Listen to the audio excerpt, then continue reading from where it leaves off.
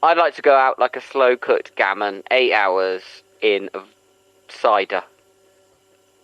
Ladies and gentlemen, to those among you who are easily frightened, we suggest you turn away now. To those of you who think they can take it, we say, welcome to the Madhouse.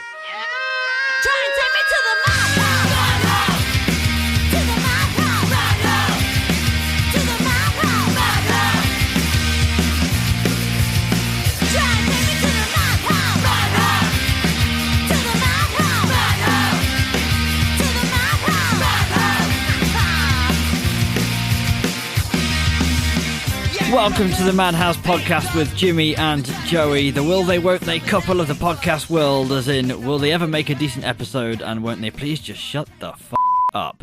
This one's Joey and that one's Jimmy, and the answer to both those questions are no, and let me check again. No again.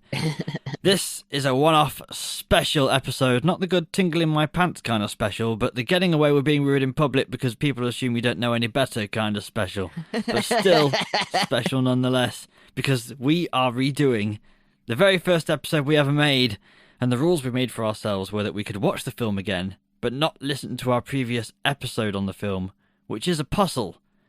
This was an emailed in suggestion by a person who actually hasn't said I can say their name, so I'll change it. So thanks to Benjamin, I guess. That's foolproof. No one's going to guess that guy's name. Jimmy, how have you been? Yeah, I'm all right. What was this guy's second name? But obviously you can't say it. What was his name? He didn't give one. It was just Benjamin. That's what we're saying. It is, yeah, Benjamin. Right. Okay. So just checking. Yeah, no one's going to guess his first name from that. Anyway, you right? Yes, I'm all right. I'm all right, actually. Yes. Are you? I'm very good. I'm aware that we've both been manly men, proper manly men recently, because we've been both to sports ball concerts. Yes, the sports. What sports did you go to see? I went to see Forest play Man United, Manchester United. Wow, that's proper sporty. Football. Get the ball in the goal hole. Oi, oi, the lads. That's the same chant I made up for the game. Brilliant. Where was that at? City Ground in the famous city of Nottingham. Oh, right. Okay. Lovely. Is that what it's called? City Ground, is it? Yes. Okay. Just checking. World famous City Ground. I don't know. Is it world famous? Well, that's what they say. I've never been anywhere else and asked. Okay. Where did you go? I went to watch the Harlem Globetrotters play the Washington Generals. How was it? Yeah. Very good. I do like a bit of men's netball. It's very good. Yeah, I've never seen a men's netball match. Have you not? I used to go quite a lot with my dad back in the day. We used to go see London Towers quite a lot in Wembley Arena. It was very good. But yeah, Harlem Globetrotters, very good, very funny. Nice. Good cider, but expensive. Oh, okay. What cider was it? We drank... well, actually, I tell a lie, it wasn't good. It was inches. It's too sweet for me, but we still necked down like 3 pints each. It's a mid-range cider. It's not terrible. Bit too sweet for me. Yep. I like it dry. I was just about to say like my women. I like it dry. Oh. Short and dry. Is that your and Nat's double act? Right. Should we do a booze review? Because you've mentioned booze, so I think we have to. Yeah, I think, you've been knocking it out of the park lately, haven't you? Yeah, Series 2. I did pretty well for myself. Yeah, I think I've got a pretty good one, so I think you should go first. Oh, okay. Well, I forgot to get any special booze for this review, but luckily Sam went to the shop earlier and I asked her to pick me up whatever she wanted, and this is the bounty she provided. Cherry Long Island iced tea. Oh, okay. 3 cans, but these bad boys are all going in a glass. So nice. Three for a £5, or 3 for £6, I believe. I think it was 3 for like £6, yeah. Yeah, 3 for £6. I've never had a Long Island Long Island iced tea. There we go.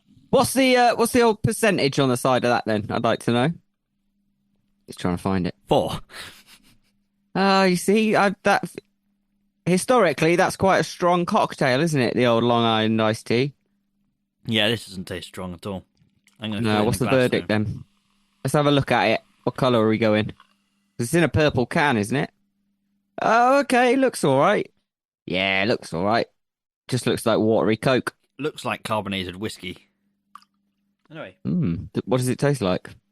Kind of cherry-y. Oh, okay. Very, very sweet. I can't think of the word. Fake sweet. Oh, yeah. You've had a few fake sweet ones, haven't you? That time you did the six canner. Oh, this is going to be a piece of piss compared to the night of 6 cans. The night of 6 cans. It's like drinking Willy Wonka's ejaculate. Probably. I would guess. I imagine it'd be more thicker, creamier, chocolatey, like the river. Oh yeah, the river in the factory. I bet that's all his jizz, or his poo, or his poo. He calls it his Augustus Gloop.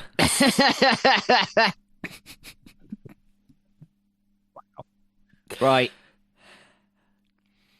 Right, what have you got then?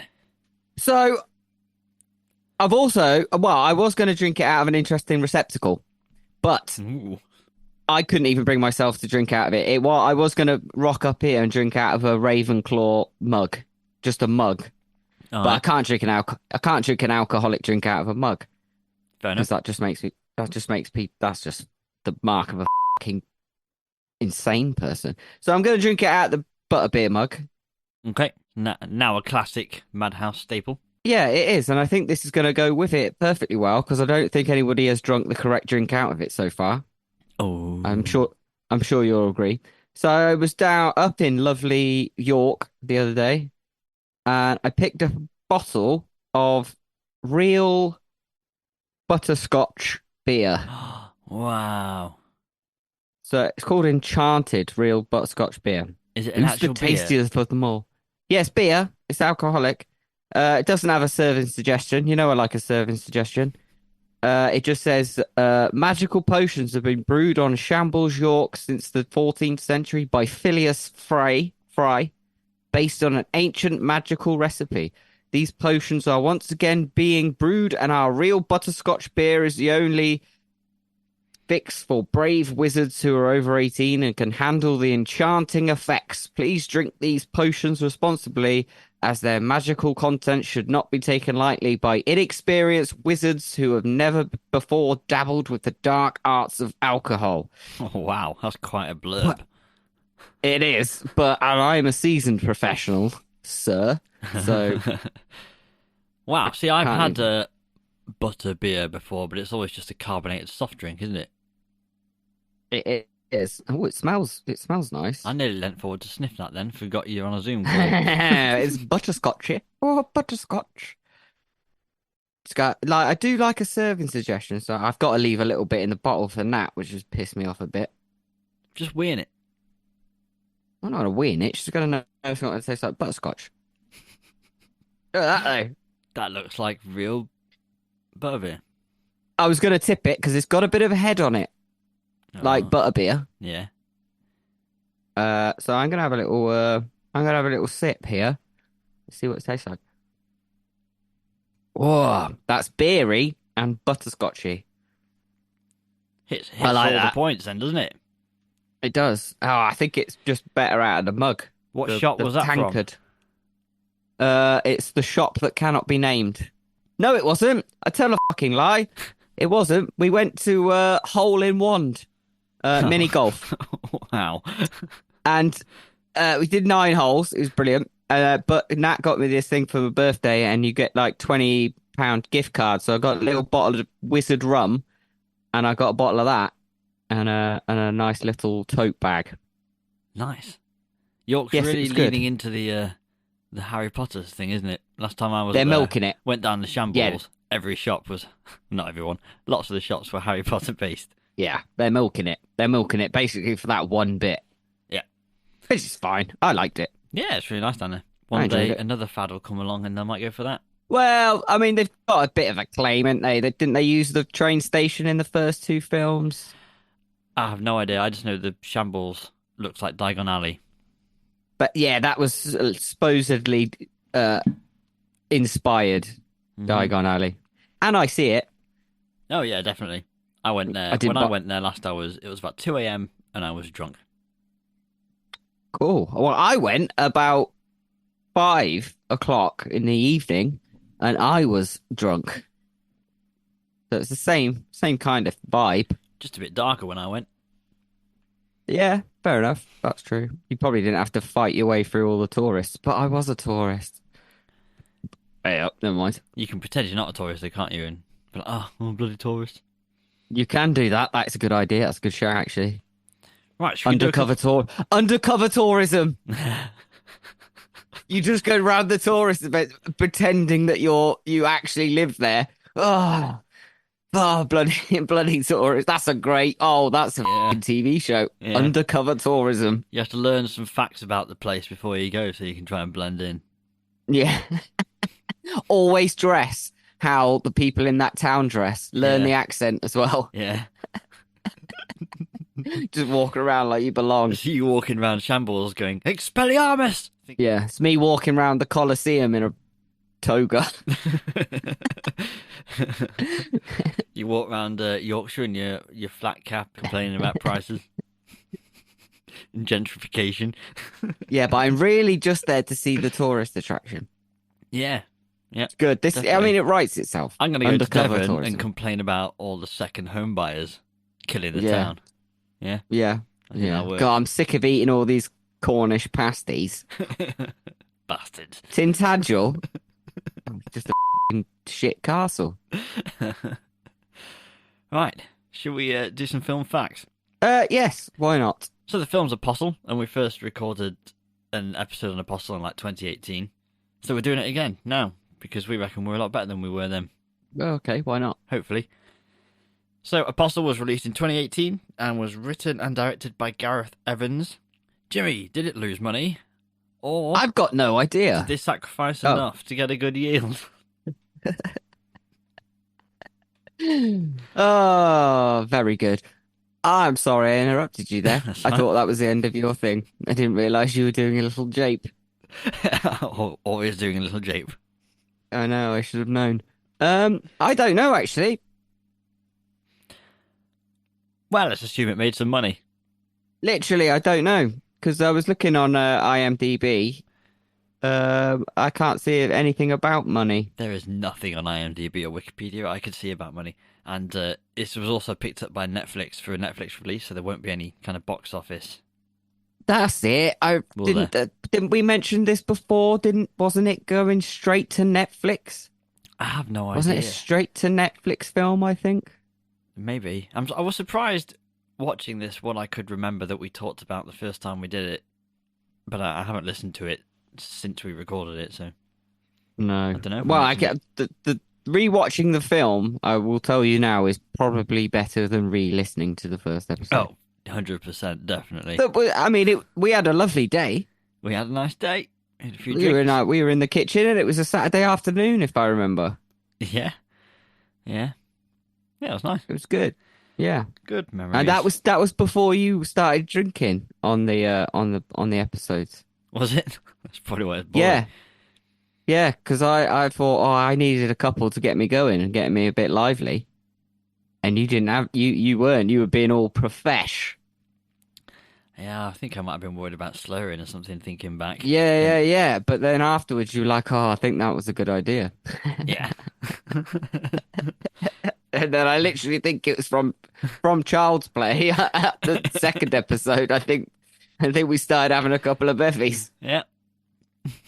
Yeah, it didn't take long for me to start getting into the swing of drinking while recording. No. And I think we used to do a massive long plot slot back then, but now we just do the gist of it, which I'm ready to go for if you're ready to have a listen. Oh, yeah, let's do it. Okay. It's 1905, and this woman gets stolen and held for ransom after being taken over to a secluded island full of dodgy cultists that are all pricks. But pricks you kind of want to like, because their leader's played by Michael Sheen, and he's a complete legend of a nice guy IRL. Anyway, the stolen woman's brother, Thomas, goes to save her and blends in with the cult's new arrivals, resulting in a man being murdered in his place. In one night on the island, Thomas sees the cult members letting blood and two teens on their way back from sexy time on the beach. I'm sure both of those things won't be relevant at all in a horror film. The teenage girl's father is for some reason looking through a peephole in an outdoor shithouse, probably in hopes of seeing her take a dump or whatever, but is disappointed when he sees her checking with a mirror to see if she's preggers, through some mythical lady knowledge I'm blissfully unaware of, like full-body orgasms or where the clitoris is. He can see from her face that she is clearly right up the muffly dufflington. Bad news on an island where all the livestock's given birth to up devilish monster babies that die in minutes. But don't worry, there's a party in town. Yay! Where a cult that has no food's going to eat all their food in the hopes of searching the new arrival's empty rooms to find the intruder and take the ransom he's meant to have brought with him so they can replace all the food they've just wasted in a frivolous attempt to find him, or something, I think. Thomas blackmails the boning teen boy into helping him find his sister, and after seeing him swimming through a river of blood or chased by some old woman, finding an old cave system with weird old drawings in it, we find out that Chasey old woman, with a taste for the creamy red stuff, is connected to the island and the bloodletting is only to bloody feed her in return for good crops. And she has a freaky helper dude as well. Father of the pregnant teen is not happy that she's going to pop out a sprog with twisted flesh and tries an impromptu abortion, but actually kills her. Then he sets up Humpy Teen Boy for an execution by blaming his daughter's death on him.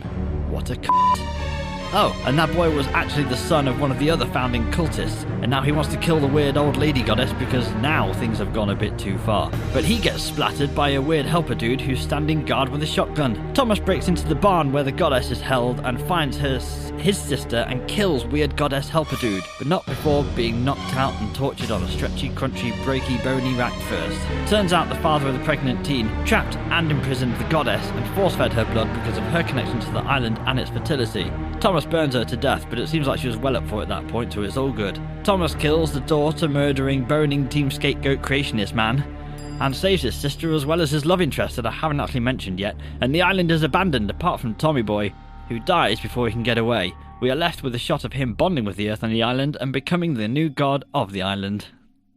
The end. Lovely. It's a nice little story, that, isn't it?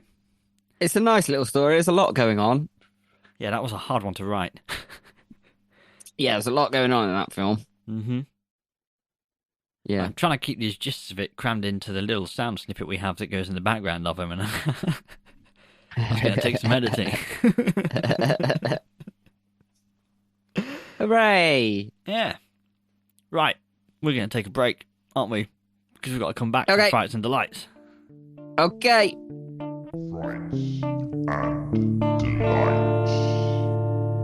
Right, here we go. We're going to crawl through the bloody watery shit underneath the cabins and try and find the Frights and Delights.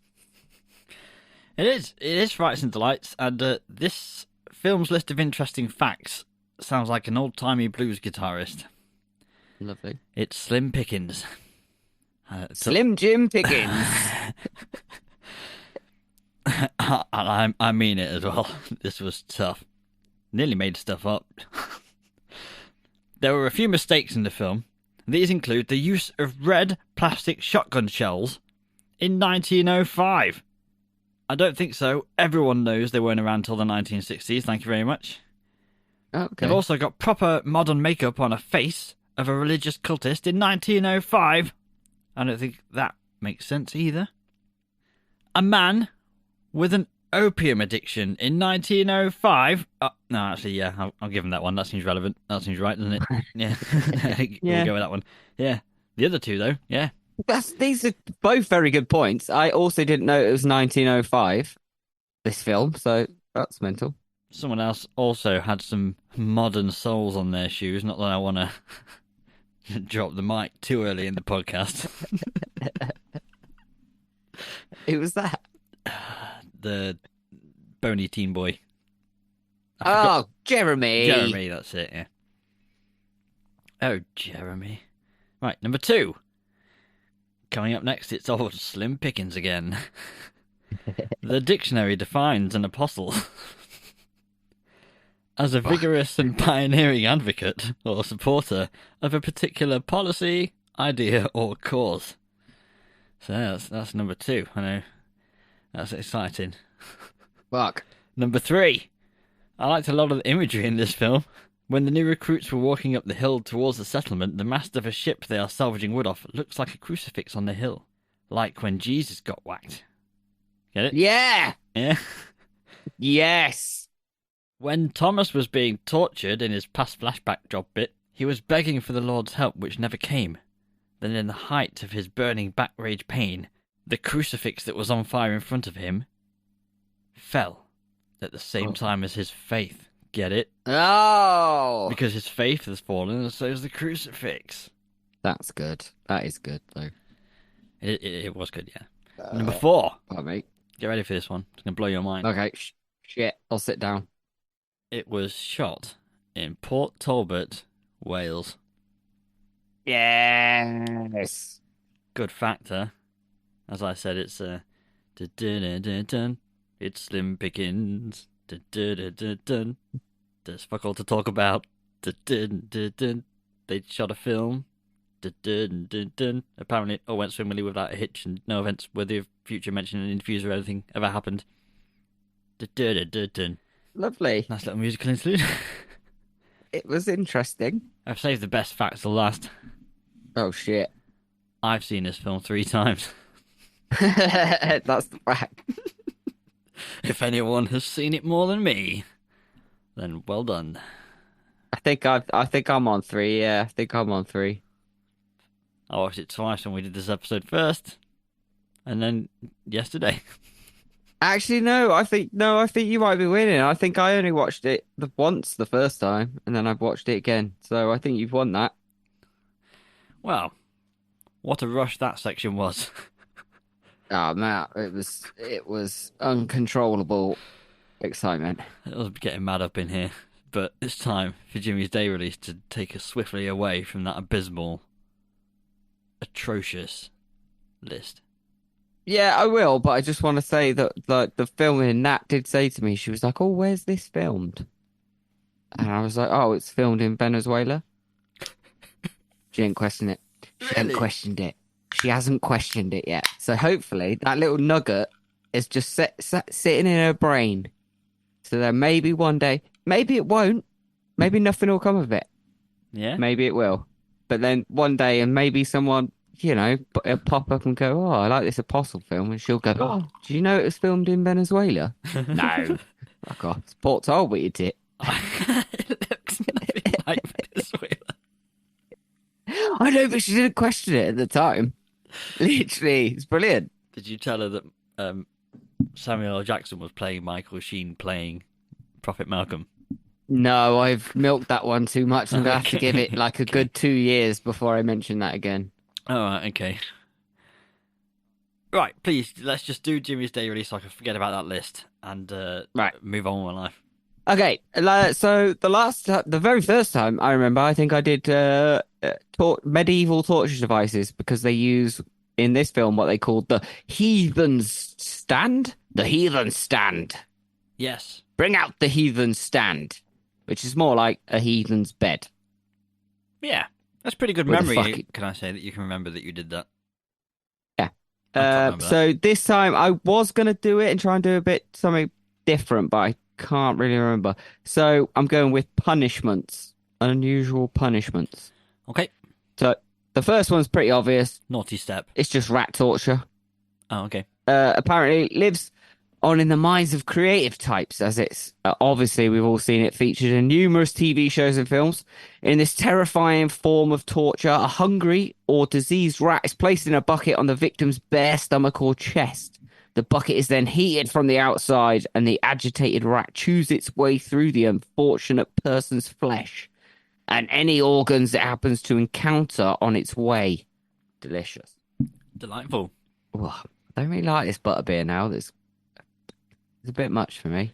Mine's getting sweeter by the sip, which I'm not a fan of. Now, I think I quite like this way. So this is boiling. Nowadays, boiling alive is a fate reserved for shellfish, but centuries ago, it was a common method of execution from East Asia to England. The condemned was stripped and then placed in a vat or pot of boiling liquid, usually water, oil, or tar. I'd go for water. My choice. What would you say? Oil or tar? Water, oil, or tar. Go crispier if it's oil. Or would you? Would it soak you up? I don't know. Worse. I don't know whichever one does the job quicker, I suppose, if it's going to happen. Oh, okay. I'm saying water. You go for tar then, Yeah. Why would you go for water? because I like a bath. Okay. For a more gruesome experience, the offender could be placed in cool liquid and then heated to boiling. Records from the reign of Henry VIII show that some people were boiled for up to 2 hours before they finally died. Whoa. Is that from cold water to hot? Wouldn't that be better than just being Cold pumped? water, hot.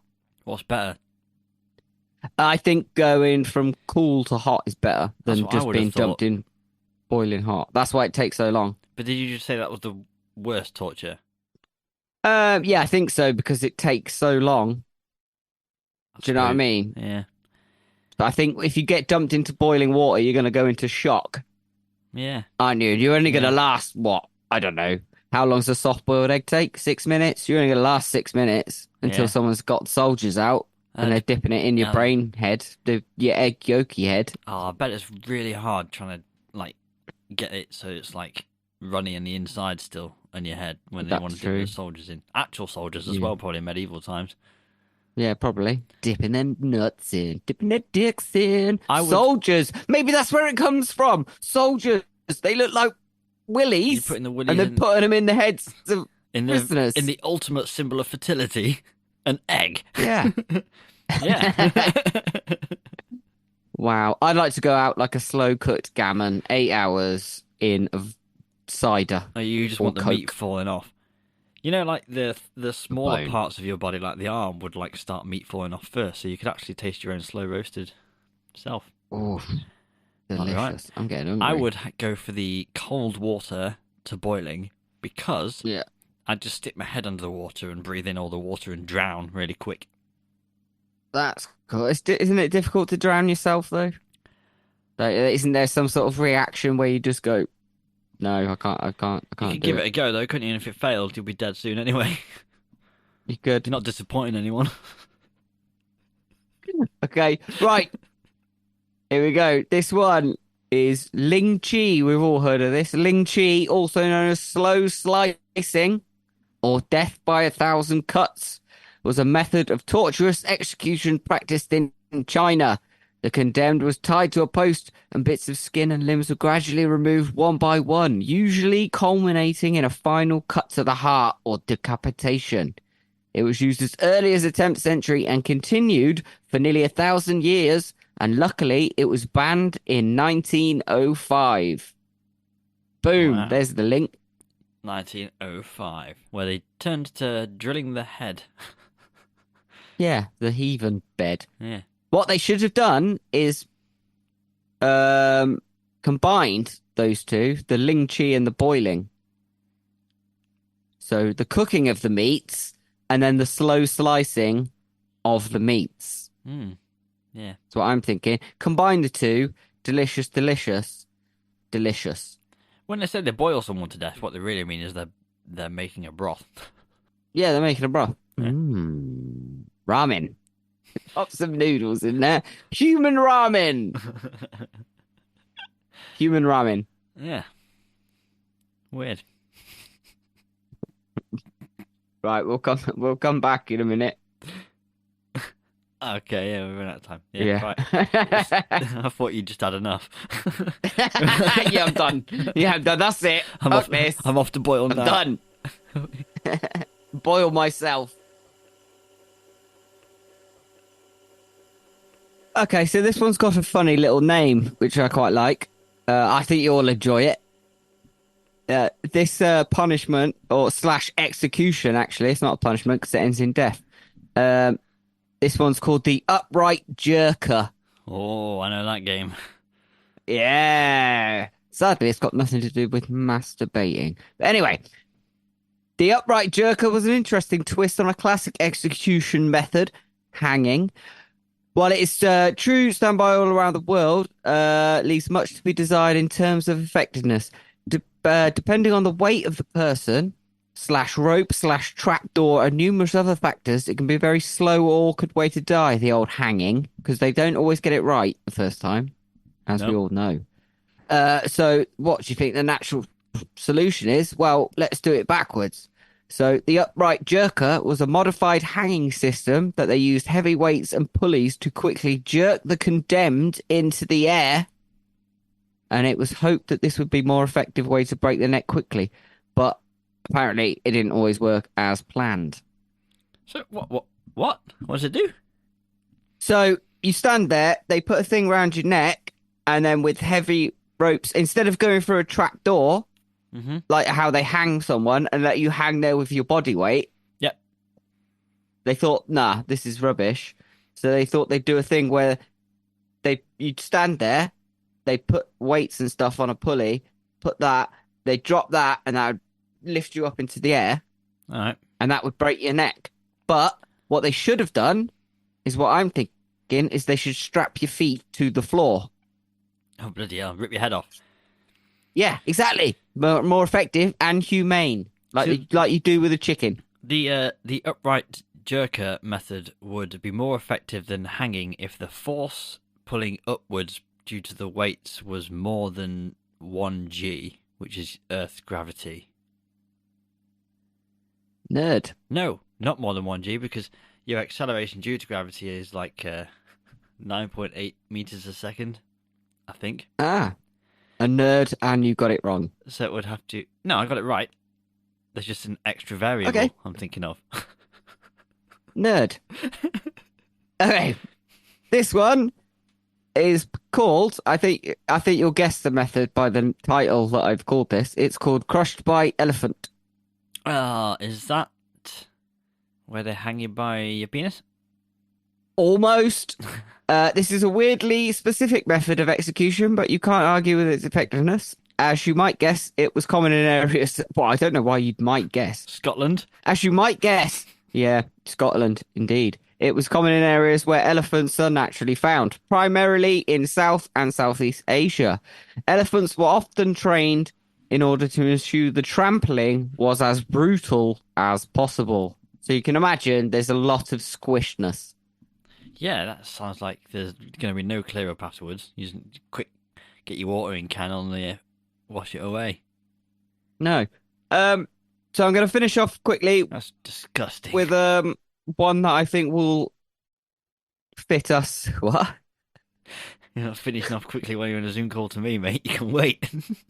Oh shit! Have I got the wrong Zoom call? Sorry. Wait, this isn't our Sunday night loving. What day is it? It's Friday night podcast. Right, shit. Thought it was Sunday afternoon. Quick before watching a film and then eating a roast. Right. This one is befitted for us and a few of our friends, I'm sure. It's called the drunkard's cloak. Although some punishments were meant to harm the criminal, others were invented purely to embarrass the offender. That was the goal of the drunkard's cloak, which was used as a punishment for public drunkenness during the 16th and 17th century. The offender would have to wear the drunkard's cloak, which is a barrel with holes that allowed a person's head and his arms to stick out. The drunkard's cloak wasn't designed to harm the offender or otherwise impede movement, but a man walking around town wearing a barrel, like a cloak, was enough to teach him the importance of responsible drinking. Is that why the robot in Futurama is called Bender? Because he looks like someone who's been out on a bender. Yeah, possibly. And it literally would be like that as well. You're correct. That's a good shout. The drunkard also had to pay 5 shillings to the poor. That's fair. This tactic was so well received that it soon became a standard punishment in England. It began to spread across Europe as well. When Germany adopted it, they called it the Staatsmantel, which is coat of shame. Oh. There was also a nastier variant called the Spanish mantle, which more acted like a pillory, which I'm not sure what that is, than a cloak. While the offender was held in a barrel, he'd have to kneel in his own waist and depend on others to feed him if anyone was kind enough to offer food.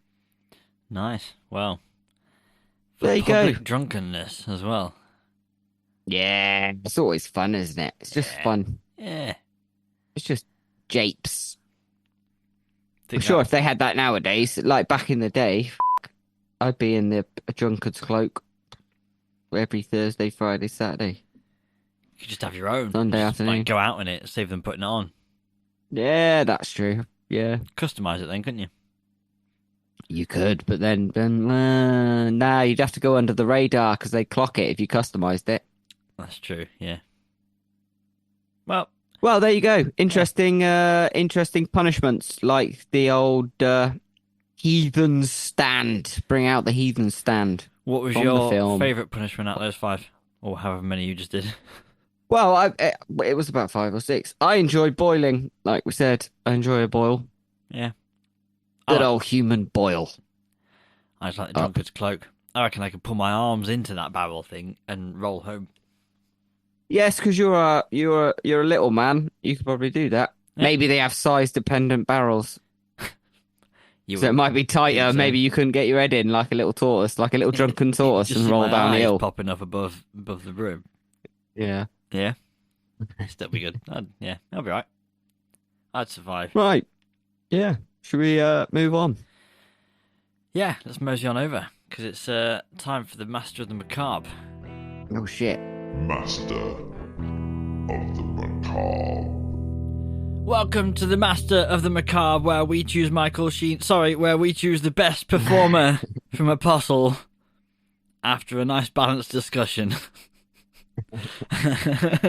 How many choices do you have, Jimmy? Well, I can't remember how many I had last time. I'm sure from the very first episode, I probably would have just had one, which obviously it was probably Michael Sheen, wasn't it? I don't know who you picked because I haven't really listened to it. I can't remember. But maybe 2 or 3 this time round. Okay, I could have picked 2 or 3, I think, but I kind of wanted to do that Michael Sheen intro. Yeah, it was good. I mean, I'll chuck out mine. Okay. I mean, I think Martin Sheen. Martin Sheen? Martin Sheen's not in this. Charlie Sheen? Charlie Sheen's not in this, is he? He might be.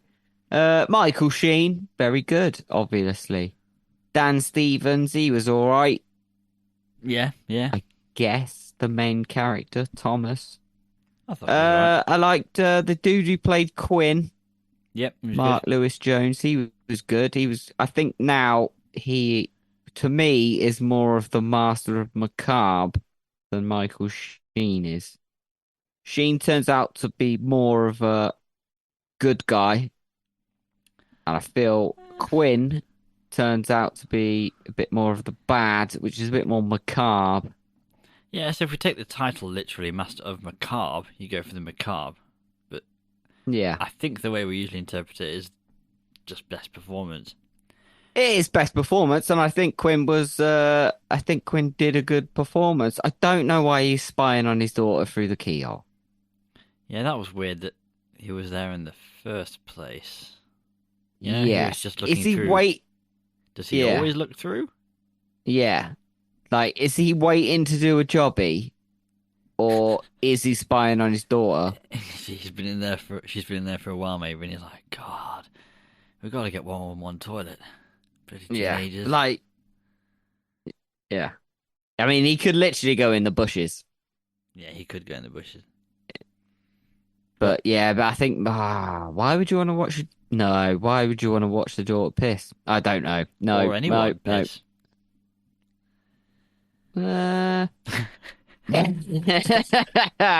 He's just thinking, I've put this glory hole at eye height. That was a mistake. Yeah, but Jesus Christ, where's Michael Sheen? Why is he in here? Come on, give this a Sheen. Wow, took a time to settle that one. Actually, I take it back. I'm only putting 2 in because I actually didn't like Dan Stevens acting in this. All right, I don't think he was bad. I think he was a bit weird in it. He was doing some weird acting. He was a vagrant, wasn't he? He was also an opium addict.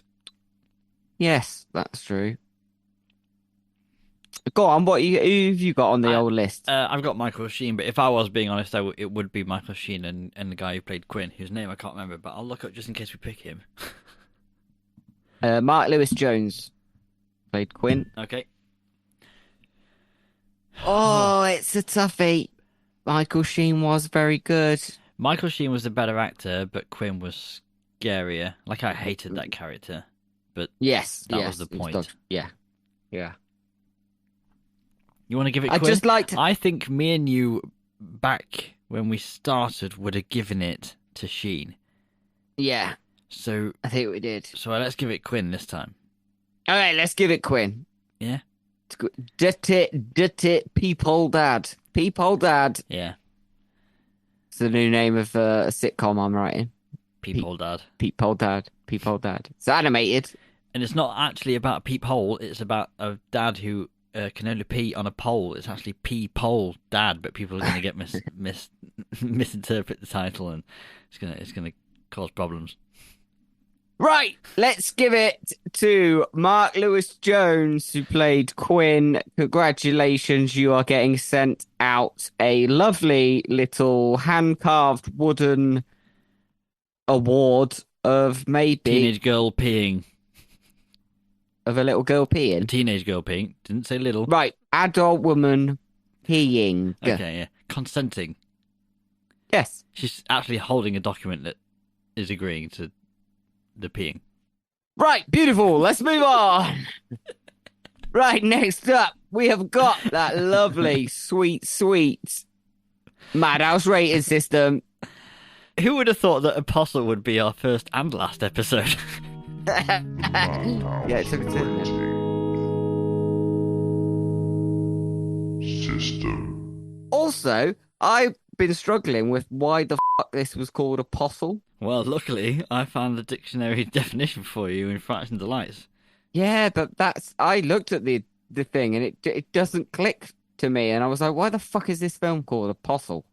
So, a vigorous and pioneering advocate or supporter of a particular policy, idea, or cause.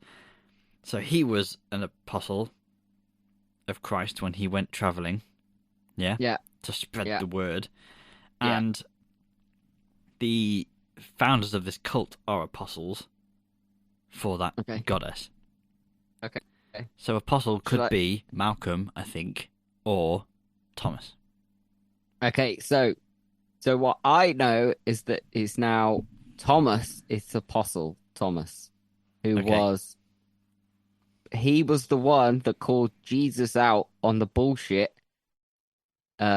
He didn't believe that Jesus was resurrected.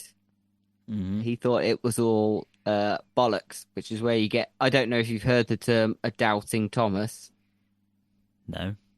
Okay, so a doubting Thomas is somebody who doesn't believe something, and it comes from one of Jesus's apostles, who is Thomas, who doesn't believe that Jesus.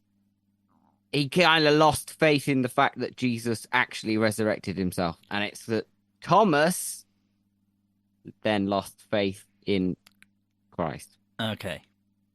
Well, there we go. So that made more sense to me, because the fucking first time we watched it, I had no idea why it was called Apostle, and this time I had no idea it was called Apostle, and then I read that and I was like, oh yeah, fuck yeah, doubting Thomas, he was an apostle. Right, anyway. So Thomas was one of the OG apostles. He was an OG, yeah. He was just calling Jesus out on his bullshit. Come on, stop titting about, you prick.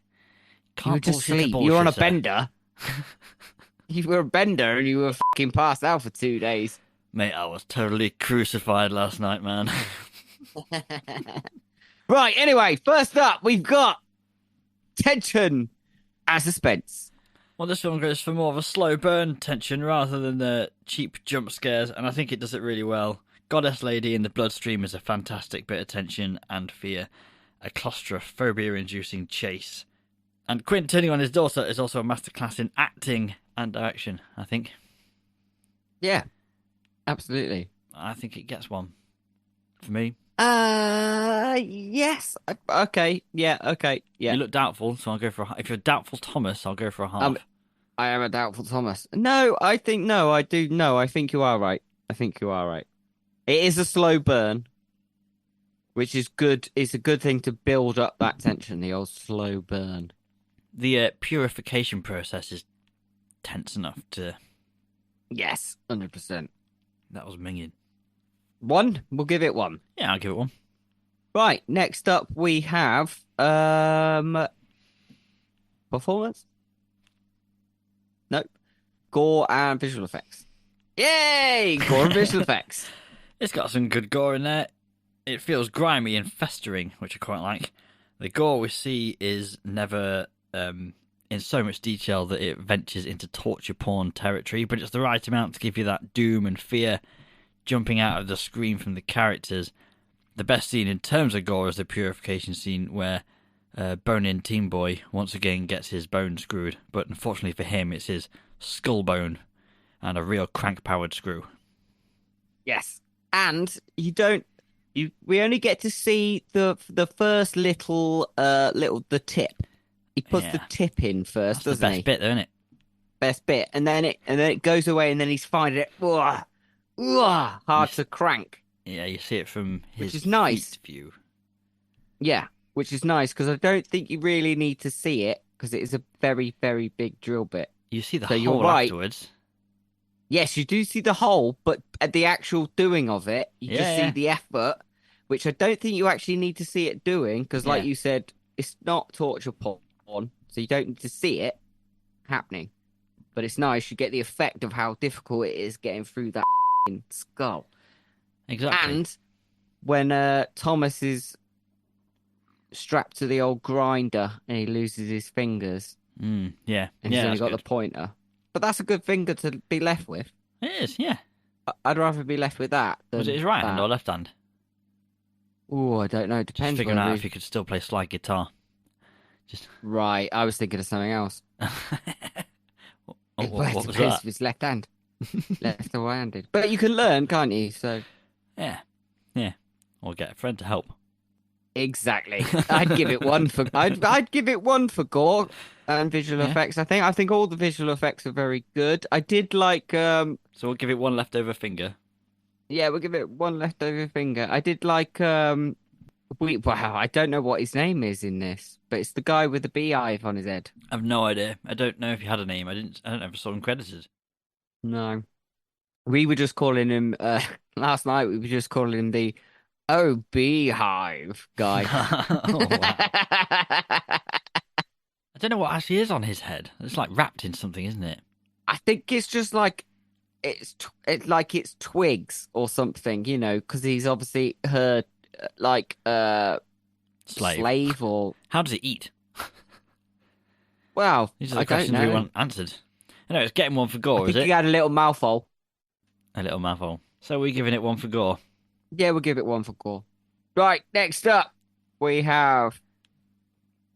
Is it performance? Yes. Fucking hell, I should read my notes. I don't think there's a bad performance anywhere near this film because I think every actor brings in some top tier fear acting. Michael Sheen is charismatic even when he's being a misguided tosser. Yeah.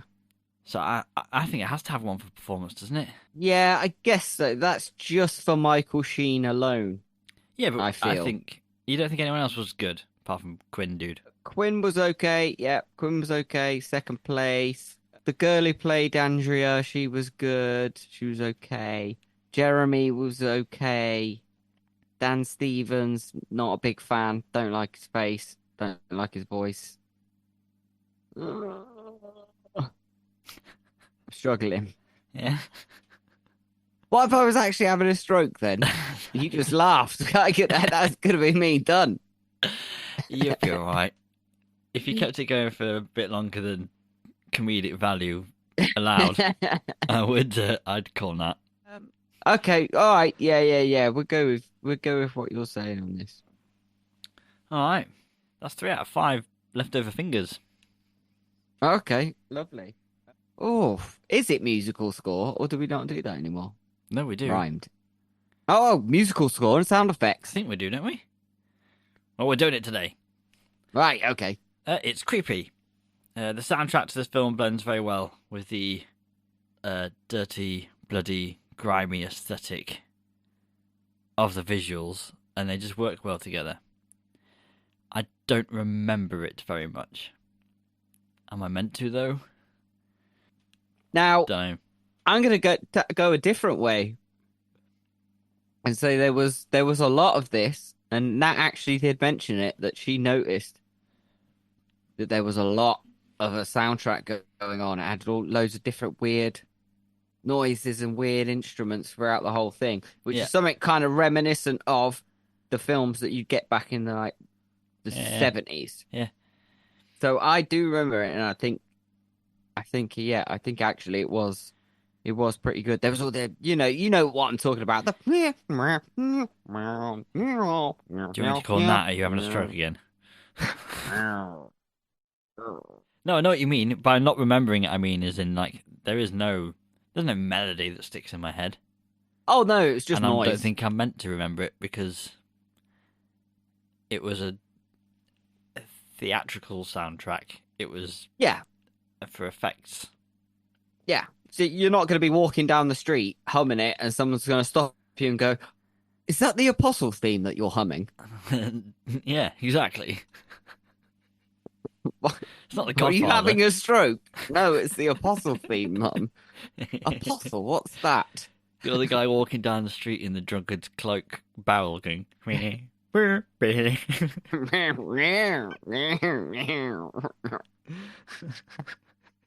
What you wanted to do for music score sound effects then? Well, I kind of do want to give it one because it was good, but I honestly, I think we're getting a bit carried away with ourselves. Okay. Well, we can sort that out in overall experience, because we can take one. Right. Away. Well, let's give it one then for that because it can hit the good bullet points. It can hit the right marks and still not be the best film in the world. That's why we have the take one, give one, leave it as it is overall. Okay. That's why the Madhouse rating system is the best rating system in the world. It's the most best. We might not be able to put words in right order and stuff, but we know how to make a rating system. Right. That's 4 out of thumped so far. We have overall experience. We could get embarrassed here because we could give it a score very different to the score we gave it last time, and we could prove that everything is absolutely pointless. We could have said it was a terrible film the first time. This time we could say it's the best good film ever. I'm pretty sure we said it was the best good film ever when we watched it the first time. I think it's what it says on the back, isn't it? Best good film ever. Yeah. The Telegraph. So you can't trust that. Best good film ever, John, from Round Corner. Written on biro, posted through my letterbox. What are you doing? Friends of Dan Stevens. Right. What? We're at 4 out of 5 leftover fingers. How many fingers would you give it? I don't want to watch it again. No, I don't. No, I've seen it 3 times, as you may remember. I liked it. I did like it, but I'm not the biggest fan of folk horror. It's not my go-to genre. I put that very low down on my list of things that I'd like to watch. I don't enjoy it. I don't really enjoy the early 19th century kind of stuff. See, I quite like the folky horror, but I do think this film's probably a 3.5. I think it's 3.5. I mean, it was okay. Actually, when we were watching it, I put it on, and now I was like, we were about 10 minutes in, and she was like, "Oh, was this the film where the girl gets her head knocked off by the pole?" I went, "What?" There's a girl gets her head knocked off by the pole. I was like, "No, that's Hereditary." Yeah, that was filmed in Mexico. And she was like, "Well, what are we watching?" I said, "Apostle." And she was like, "I thought you were doing your first episode again." I said, "Yeah, we are. We're watching Apostle." But she was like, "Is this not the film that the girl get her head knocked off by the pole?" I was like, "No, that's Hereditary." She went, "I thought you were doing the first film." I was like, "We were going round in a circle here. Why are we repeating ourselves?" It was a telephone pole, wasn't it? Yeah, it was a telephone pole, yeah. Didn't have those in 1905. Yeah, exactly. And then she went, "Yeah, I thought I didn't recognise this." I thought it wasn't that film. Fucking hell, it was like a good 5 minutes. We were going round in a circle. Right, so are we taking away half a point here and leaving it I at 3.5? would like to give it 3.5 at a push. Okay. I don't like folk horror that much. Okay. Right, let's move on. It's 3.5 out of 5. We're That'll running do. out of Zoom time again. Oh, shit. But it's time for something that I don't think you've heard in a while. Oh, why? What are we doing? You ready for this? No? Listener mail. Right, we haven't got any. See you later. Yeah, I just wanted to hear the tune again. It's been ages. No, we have one. It's a very strange one. Is it from Benjamin? It's not that one, no. This is, I think, a piss take. But we asked people to email in for the F word competition. Yes. Yeah, well, it's the only email we got for that. Oh, shit. Brilliant. Okay. So remind everyone what the thing was again? So in Jaws, we had a Spot the special where I bleeped out all the fucks except one that they had to see. Or did I, as this email points out. Now get ready for a weird email, Jimmy.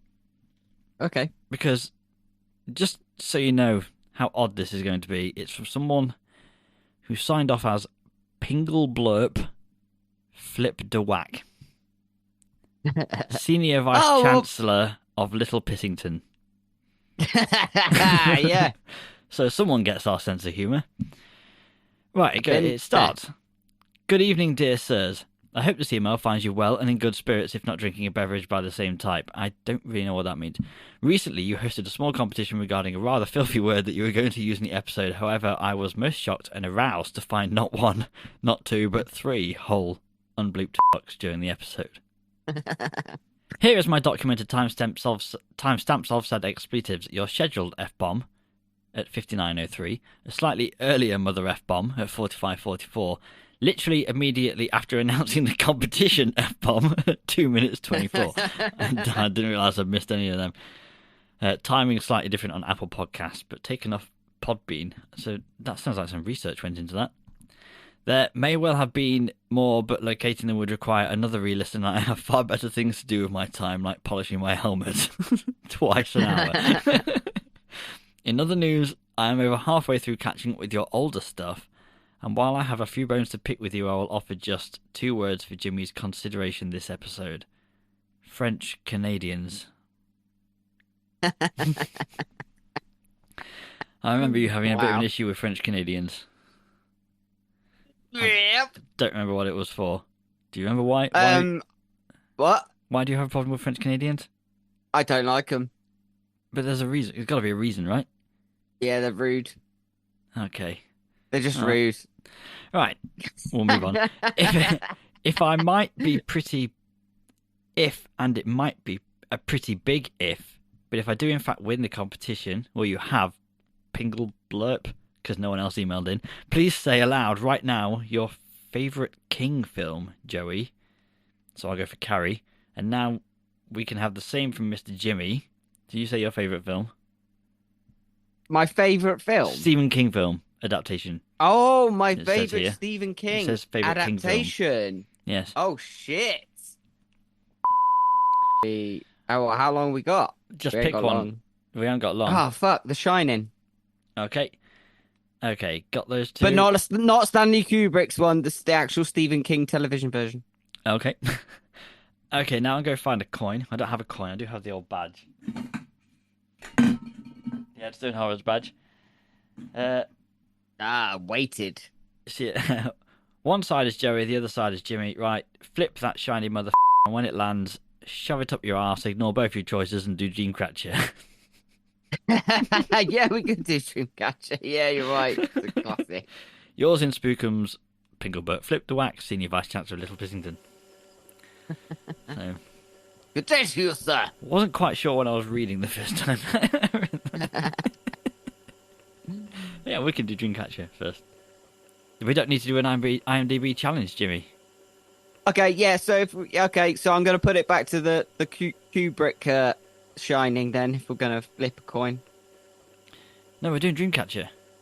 Oh, are we? What? That's what the email said. They okay. They get to fuck, choose yeah. the film because they found the unbleeped F-bomb. That was the whole point of the competition, remember? Okay.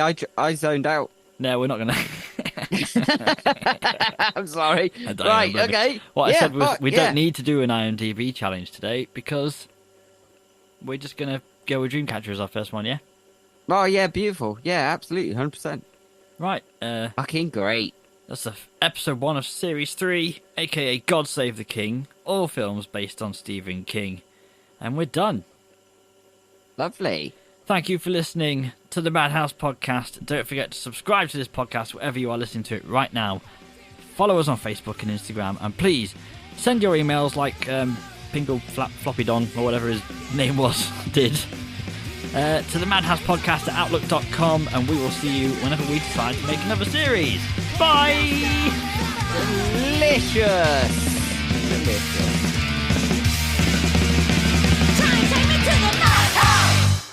I'm going to go and listen to the old Apostle, like tomorrow or something. The OG. Yeah, I might give it a listen, actually. Yeah, I might have to give it a listen. I remember going back to Child's Play, because that was our second one, and Child's Play was good. Was it? Yeah, Child's Play was good, and Child's Play was funny, but I think the first one, it wasn't tip-top. I remember being annoyed that you chose an Apostle. I was like, our first episode, I'm going to let Jimmy pick. He'll pick something classic. You picked easy. it. I didn't. Yeah, he did. I messaged you and you messaged back saying Apostle on Netflix, and I went, oh, okay. No, that's the other way round, wasn't it? Nope. I'm sure it's the other way round. I picked Child's Play. No, I picked Child's Play.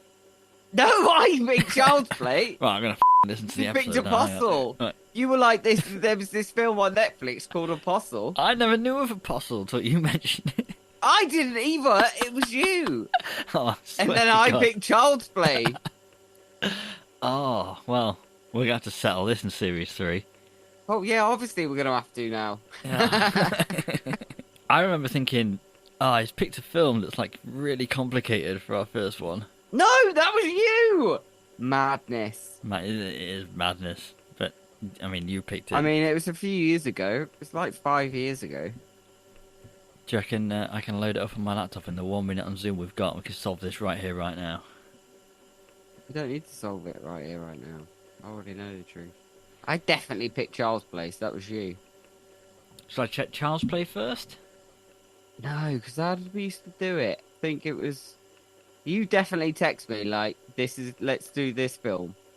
Well, that must be why, because you've seen it 3 times. So you must have watched it and then gone, let's do this No, I film. watched it. The first time I watched it was just to watch it. Here we go. Welcome to episode 2 of the Madhouse. I'm Jimmy, and over there's Joey. Hey. So, Who chose Child's Play as the second episode, and therefore didn't choose Apostle for their first? Will Jimmy and Joey's friendship ever recover from this? Find out in the next series of the Madhouse Podcast, coming soon to a reluctant podcast app near you.